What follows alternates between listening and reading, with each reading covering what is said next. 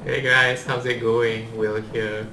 So recently I have been seeing a lot of jokes and memes about people suddenly becoming very rich overnight thanks to the RM10k withdrawal that is just announced by the government from your account 1 in your EPF. Not to joke around, but I think this is very crucial for those who have lost their job or has a major reduction in the salary. 10k can do a lot of things to help those affected sustain a little bit longer. 10k I think probably can last easily more than 6 to 8 months to put food on the table when it is very necessary. With the new incentive of the 10k withdrawal from your account 1, this is not applicable to or open to every single one, right? So you have to show proof that you have a reduction in salary, or if you're an owner of a business, a reduction in your revenue or income. You have to present proof in order to qualify for this withdrawal. You cannot just simply walk in EPF and you just like a boss say that, I want my 10k right now. It's my money anyway. yeah, I know it is your money, but there are people who need it more than you if you are not affected in any way, right? To those of you who are majorly affected or are badly affected, I feel very sympathized for you. Clearly, this is one of the right direction that the government should go for to help alleviate your burden as well as to help your family survive through these hard times.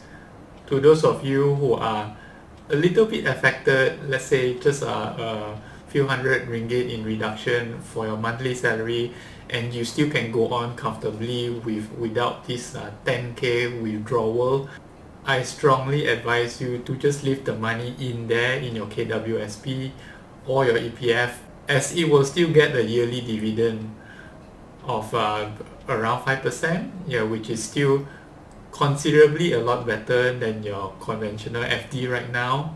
If you compound 10,000 ringgit with a 5% annual interest for 20 years, this 10,000 ringgit is worth 26.5k. This 10,000 ringgit might seem little to you right now, but 20 years down the line, it is actually more than double of what you have taken out from your account. So let's say by hook or by crook, you still want to take out the 10k. Here are 5 tips that I can share with you to better make use of the money to get at least more returns than the 5% that EPF usually gives you every year lah. Frankly speaking, with the current condition, I don't even know if this 5% yearly dividend is even applicable or achievable by EPF this year. But anyways, we put it 5%. So these are 5 tips that can put your money to better use. Hopefully you can consider them. So the first thing is obviously to pay off your bad debt. What is bad debt? So bad debt are actually debt with very high interest. Anything more than I would say 5% or 6% interest per year, I would consider that as a bad debt. So bad debt are usually like credit card interest, which is definitely more than 15% per annum. Personal loans also can be considered as bad debt because the interest rate is around 6 to 7%. So try to clear it off. Even if you cannot clear it off, try paying off a big chunk of it.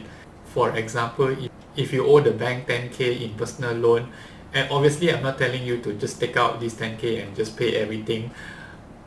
Maybe you can pay half, 5,000, and leave the other half to other investments. That is also quite okay, right? By reducing the balance significantly, it will also help you in the long run as well. The second tip would be to get yourself a health or medical insurance. With the current pandemic going on, your health is definitely your utmost priority. To those of you who are still young, under the age of 35, this is a good time for you to actually consider buying an insurance for yourself.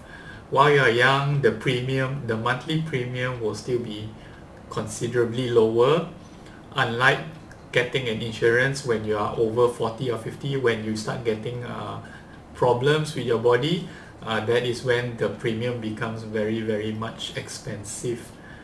The third tip would be to go for some riskier investment. At least get more than 5% of what you get from EPF lah. Otherwise, what's the point of taking the money out, right? So riskier investment like robo-advisors or some share market stocks, these are definitely something that you can try to go or venture if you are the risk taker. You can control the risk for robo-advisors, whether you want it to be moderate or low or high. So there are risks of losing your money if you want to go for this route. Like the saying goes, No risk, no reward. so think about it for a second. The fourth tip would be if you are having any loans like housing loan or car loan, you can try to make additional monthly payments. Probably like, let's say, extra 100 or 200 ringgit using this 10,000 that you have withdrawn.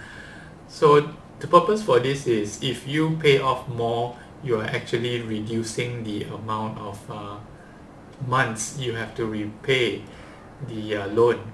So this also can save you some interest in the long run. So it's considered as two birds in one stone lah. With 10k, I think you can minimize easily half a year to 1 year of payment. You can finish paying your mortgage earlier than you paying the normal monthly rate. And last but certainly not least, tip number 5, you can always consider getting yourself a private retirement scheme account, PRS. So PRS is actually one of the tax deductible for your tax relief every year. Initially it's supposed to stop at 2021, but now it's extended to 2025, so you can take advantage of that. PRS is something like EPF, it's just that it is not secured. You can also lose your funds, but I heard the dividend and the returns are slightly better than EPF lah. So there you go, 5 tips for you who desperately wants to withdraw the money even though you don't have to. The important thing to take note is to try diversify your portfolio. Do not put all your eggs in one basket, because if one hancho, the whole basket also will hancho. So you don't want to do that. Segregate your money accordingly and properly. Make sure you know and monitor them. Make sure you do your research and you know where your investments are going to. Monitor your investments from time to time to try to cut any potential big losses. The moment you see you are losing a bit of money, it is time to think about the future of that particular portfolio. So there you have it. Just 5 simple tips for those of you who are considering withdrawing 10,000 ringgit from your account 1. Obviously there are more things to do with that money and better things to do with that money than just take 10k out and buy gadget and waste it away. 10k is a lot of money. It can be life-changing. And remember, 10,000 ringgit now is not necessarily 10,000 ringgit 20 years in the future when you want to retire. And if you like this video, feel free to hit the like button, subscribe and ring the notification bell as well for more weekly content. Take care, stay safe, and I'll see you in the next one.